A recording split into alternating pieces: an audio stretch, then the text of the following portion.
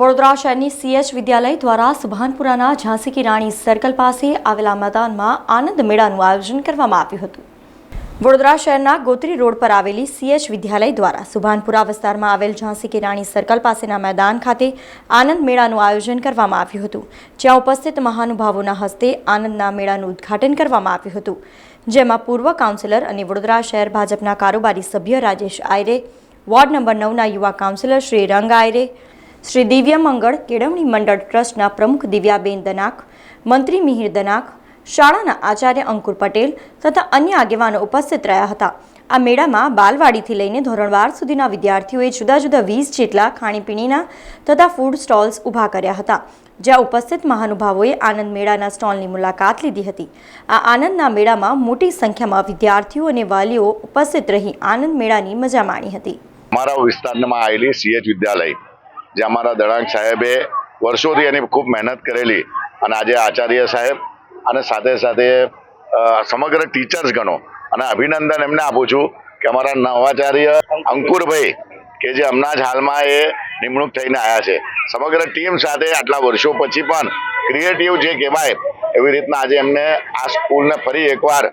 એ રીતના લાયા છે કે છોકરાઓ, તમે જાણો કે નાના નાના છોકરાઓને રગડા પેટી શું હોય, પાણીપુરી શું હોય, સાથે સાથે મહેંદી આર્ટ શું હોય, સાઉથ ઇન્ડિયન શું હોય, એ પોતે પોતાના ઘરેથી બનાવે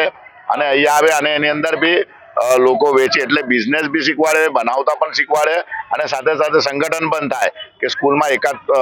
બધા સંગઠિત થઈને કેવી રીતના ઉજવણી થાય। તો ખરેખર આજના દિવસે આજે ફનફેર સ્કૂલોની અંદર જે જૂની વર્ષોથી અમે નાના હતા, અમે અમારી સ્કૂલોમાં અમે આનંદ મેળો કરતા હતા, મોહલ્લામાં આનંદ મેળો કરતા હતા, ફરી એકવાર આવી જીવંત યાદ કરાવવા બદલ સમગ્ર સીએચ વિદ્યાલયના તમામ ટીચરો 15 હું માનું છું ત્યાં, કારણ કે એ લોકોએ દરેક લોકોને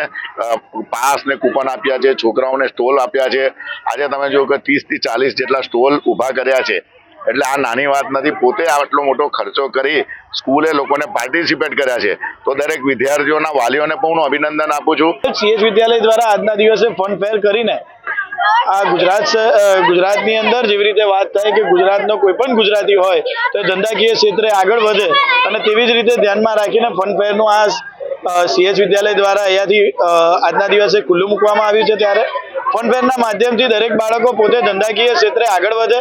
ધંધો કયા પ્રકારનો હોય, ધંધો કઈ રીતે કરી શકાય, જે તમામ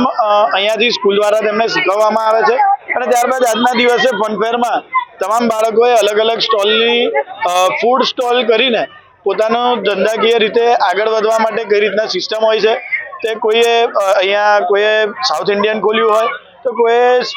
ચાટનું ખોલ્યું હોય, તો કોઈ ફ્રૂટ સેન્ટર, એવી રીતે તમામ સેન્ટરોના માધ્યમથી દરેક બાળકો પોતાની સ્કિલ વધારવા માટે અને શાળાના માધ્યમથી પણ જે હમણાં નવનિયુક્ત થયેલા છે એવા પ્રિન્સિપાલ અંકુર માસ્ટર દ્વારા પણ આ તમામ શાળાઓના વિદ્યાર્થીઓને અલગ મોટિવેશન કરવામાં આવે છે। અને એવી જ રીતે ફન ફેરનું જે આયોજન કર્યું છે શાળાના તમામ ટ્રસ્ટીઓને પણ હું ખૂબ ખૂબ શુભેચ્છા પાઠવું છું। સીએચ વિદ્યાલય દ્વારા જે આ બાળ મેળાનું આનંદ મેળાનું આયોજન કરવામાં આવ્યું છે, એમાં આ વિસ્તારના કાઉન્સિલર શ્રી આયરે સાહેબે જે ઉદ્ઘાટન કરી બાળકો માટે આનંદ મેળો ખુલ્લો મૂક્યો છે, સાથે સાથે આપણા સૌના હૃદયમાં વસેલા રાજેશ આયરે સાહેબ પણ આનંદ મેળામાં ઉપસ્થિત છે અને સાથે સાથે મંડળના પ્રમુખ શ્રીમતી દિવ્યા મેડમ અને મંત્રી શ્રી મિહિરભાઈ દનાક સાહેબ પણ અમારી સાથે આ ઉત્સાહમાં ભાગ લઈ રહ્યા છે। ત્યારે બાળકોમાં અને વાલીઓમાં ખૂબ જ ઉત્સાહ જોવા મળી રહ્યો છે। અમારા ધાર્યા કરતાં પણ વધારે સંખ્યામાં આશરે 1700 થી 1800 સંખ્યામાં આજે પેરેન્ટ્સ હાજર રહેવાના છે બાળકો સાથે અને ખૂબ જ ઉત્સાહભર્યું એક વાતાવરણ અહીંયા બની રહ્યું છે। સમાચારોના સતત અપડેટ માટે TNN ન્યૂઝને YouTube પર સબસ્ક્રાઇબ કરી બેલ આઇકોન પ્રેસ કરો અને અમારી સાથે જોડાયેલા રહો Facebook, Instagram અને Twitter ઉપર।